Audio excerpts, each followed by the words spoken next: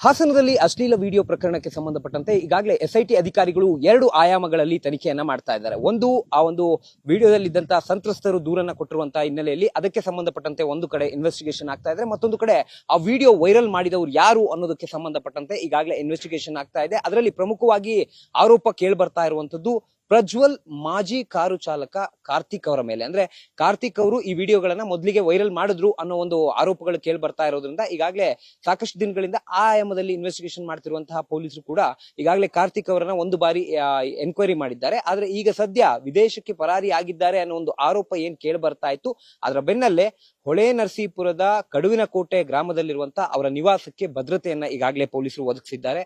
ಸದ್ಯ ಈಗ ಪೊಲೀಸರ ಭದ್ರತೆಯನ್ನ ಈಗಾಗಲೇ ಒಳಗಡೆ ಮನೆಯ ಸುತ್ತಲೂ ಕೂಡ ಈಗಾಗಲೇ ಭದ್ರತೆಯನ್ನ ಕೊಟ್ಟಿದ್ರೆ, ಮತ್ತೊಂದು ಕಡೆ ಈಗಾಗಲೇ ಮನೆಯ ಹೊರಭಾಗದಲ್ಲೂ ಕೂಡ ಈಗಾಗಲೇ ಅವರು ಸಿಸಿಟಿವಿಯನ್ನ ಕೂಡ ಅಳವಡಿಸಿರುವಂತದ್ದು. ಅಂದ್ರೆ ಕೇಳಿ ಕಂಪ್ಲೀಟ್ ಆಗಿ JDS ನ ಭದ್ರಕೋಟೆ ಈ ಗ್ರಾಮ ಆಗಿರೋದ್ರಿಂದ ಯಾವುದೇ ರೀತಿಯ ಲೋಪಗಳಾಗಬಾರ್ದು ಅಥವಾ ಭದ್ರತೆಯ ದೃಷ್ಟಿಯಿಂದ ಅಥವಾ ಭದ್ರತಾ ಲೋಪ ಆಗಬಾರ್ದು ಅನ್ನೋ ಕಾರಣಕ್ಕಾಗಿ ನಿವಾಸದ ಬಳಿ ಈಗಾಗಲೇ ಪೊಲೀಸರನ್ನ ನಿಯೋಜನೆ ಮಾಡಿದ್ರೆ, ಮತ್ತೊಂದು ಕಡೆ ಈ ಒಂದು ಡುಪ್ಲೆಕ್ಸ್ ಮನೆ ಏನಿದೆ ಈ ಮನೆಯಲ್ಲಿ ಕಾರ್ತಿಕ್ ಅವರು ವಾಸವಾಗಿರ್ತಾರೆ. ಈಗ ಸದ್ಯ ಈಗಾಗಲೇ ಆರೋಪ ಕೇಳಿ ಬಂದಿರೋದ್ರಿಂದ, ಅಂದ್ರೆ ಆ ಒಂದು ವೈರಲ್ ವಿಡಿಯೋ ಪ್ರಕರಣಕ್ಕೆ ಸಂಬಂಧಪಟ್ಟಂತೆ ಅವರೇ ಮೂಲ ರೂವಾರಿ ಅಂತ ಕೇಳ್ತಾ ಇರೋದ್ರಿಂದ ಇಲ್ಲಿ ಯಾವುದೇ ರೀತಿಯ ಸಮಸ್ಯೆಗಳಾಗಬಾರ್ದು ಅನ್ನೋ ಕಾರಣಕ್ಕೆ ಈಗಾಗಲೇ ಪೊಲೀಸರನ್ನ ನಿಯೋಜನೆ ಮಾಡಲಾಗಿದೆ. ಅವರ ಮನೆಯ ಒಳಭಾಗದಲ್ಲಿ ಕಡುವಿನಕೋಟೆಯ ಈ ಗ್ರಾಮದ ಅವರ ನಿವಾಸದಲ್ಲಿ ಈಗಾಗಲೇ ಪೊಲೀಸರನ್ನ ನಿಯೋಜನೆ ಮಾಡಿದ್ರೆ, ಮತ್ತೊಂದು ಕಡೆ ನಿನ್ನೆ ಸಂಜೆ ಅವರು ಇಲ್ಲಿಂದ ತೆರಳಿದ್ರು ಅನ್ನೋ ಮಾಹಿತಿಯನ್ನ ಇಲ್ಲಿನ ಏನು ಅವರ ಕುಟುಂಬಸ್ಥರು ಕೂಡ ಕೊಡ್ತಾ ಇದ್ರು. ಹಾಗಾಗಿ ಇಲ್ಲಿ ಪ್ರಮುಖವಾಗಿ ಅವ್ರ ಮೇಲೆ ದೊಡ್ಡದೊಂದು ಆರೋಪ ಬಂದಿದೆ. ಈಗ ಸದ್ಯ ಆ ಒಂದು ಆರೋಪದಲ್ಲಿ ಅಂದ್ರೆ ವೈರಲ್ ಮಾಡಿರುವಂತಹ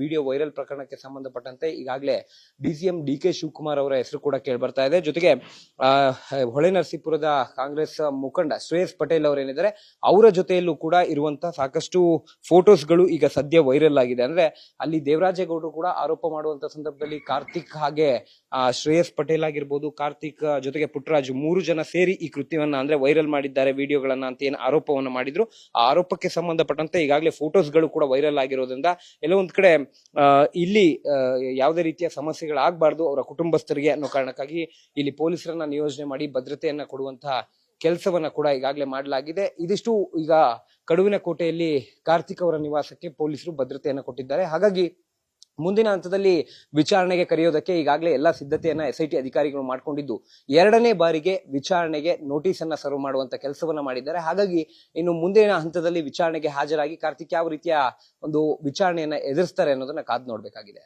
ಕ್ಯಾಮರಾಮನ್ ಸಿದ್ದಪ್ಪಾಜಿ ಜೊತೆ Sandesh, news fast, Hassan. News first ನಿರ್ಭೀತಿಯಿಂದ ನಿಮ್ಮ ಪರವಾಗಿ.